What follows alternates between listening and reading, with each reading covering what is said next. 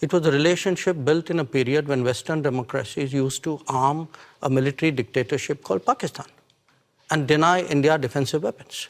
So if we are talking about principles, let's talk a little bit of history out here.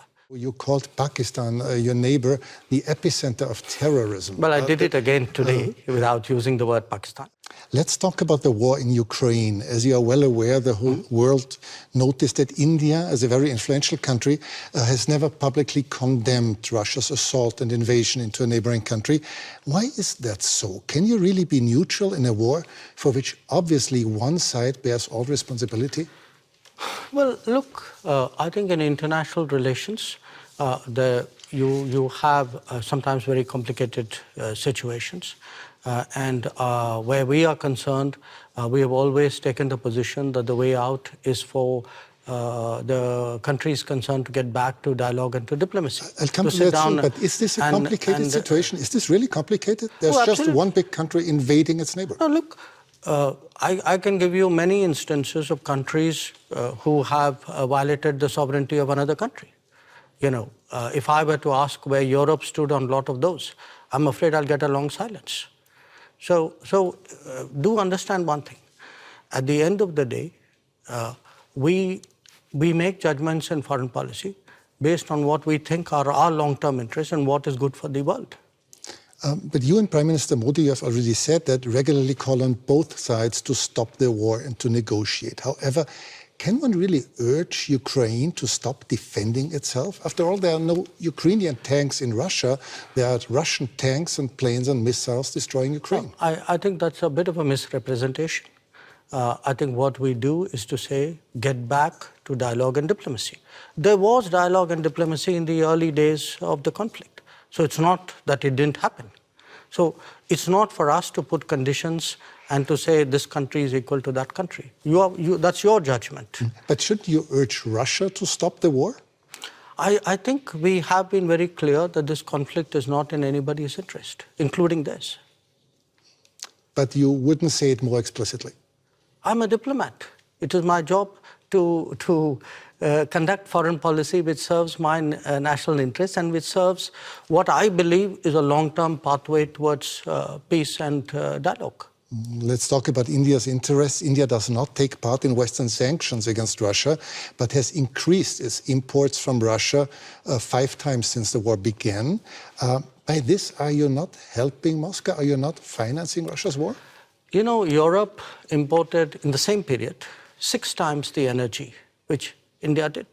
So Europe decreased its imports a lot and dramatically since the war started. You multiplied yours. No, essentially, if it is a matter of principle, why didn't Europe cut on the first day? Why didn't we see on 25th of February a complete cutoff of energy imports from Russia? You can't say it's my principle, but by the way, I will do it by my timing.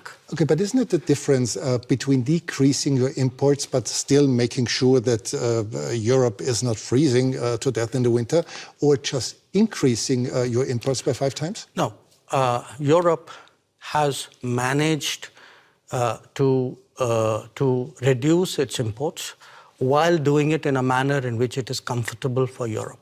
Comfortable? It's manageable. It's manageable. Maybe a little bit of an It's manageable. Now, if at 60,000 euros or whatever is your per capita income, you are so caring about your population. I have a population at $2,000. I also need energy. I'm not in a position to pay high prices. The price of oil has doubled. So, and what Europe is doing is also moving into the Middle East and diverting production out of the Middle East into Europe and raising prices. So European actions actually are putting pressure on the global oil markets and on my imports as well. So I think it's something which, if European political leadership understandably would like to soften the impact on their population, I think it's a privilege they should extend to other political leaderships as well. Are you reluctant toward Moscow as well, because Russia is India's most important supplier of weapons and military equipment? And therefore? Are you reluctant to criticize Moscow? No, I think, look, we have a relationship with Moscow. We've had a long-term relationship with Moscow. I think it's important to look at that history of the relationship. It was a relationship built in a period when Western democracies used to arm a military dictatorship called Pakistan and deny India defensive weapons. So if we are talking about principles, let's talk a little bit of history out here. So how did the Indian exposure to Russia and previously to Soviet Union get built up? Because the Western democracies, for whatever reason, decided that their natural partner in our part of the world was a military dictatorship. Would you consider India an ally of Russia? No, I think India doesn't. We are an independent country. We do not define ourselves or perceive ourselves in alliance terms. That's very much a Western terminology. It's not something, it's not a term that we use. Before you said you're a diplomat, but several weeks ago you called Pakistan, your neighbor, the epicenter of terrorism. Well, I did it again today without using the word Pakistan. Yes, and this doesn't sound very diplomatic, does it? No, because you are a diplomat doesn't mean you're untruthful. I could use much harsher words than epicenter. So believe me, considering what has been happening to us, I think epicenter is a very diplomatic word, because this is a country which has attacked the Parliament of India some years ago, which attacked the city of Mumbai, which went after hotels and foreign tourists, which every day sends terrorists across the border. But of so course sometimes not, when we of talk, course not as a country. Well, if you control your sovereign space, which I believe they do, if the terrorist camps operate in broad daylight in cities with recruitment and financing, can you really tell me that the Pakistani state doesn't know what's going on? Especially if they're being trained in military-level combat tactics.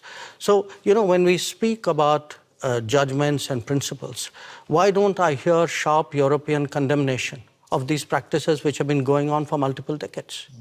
Does the world have to be concerned that there someday will be a war between India and Pakistan? I think the world has to be concerned that there is terrorism going on and the world often looks away. The world often feels it's not my problem because it's happening to some other country. I think the world needs to be concerned about how sincerely and strongly it takes up the challenge of terrorism. But has the world to be concerned about the future war between India and Pakistan? I think the world needs to be concerned about terrorism. That's because, what you said. Yeah, sure. Because look, if you pose it the way you do,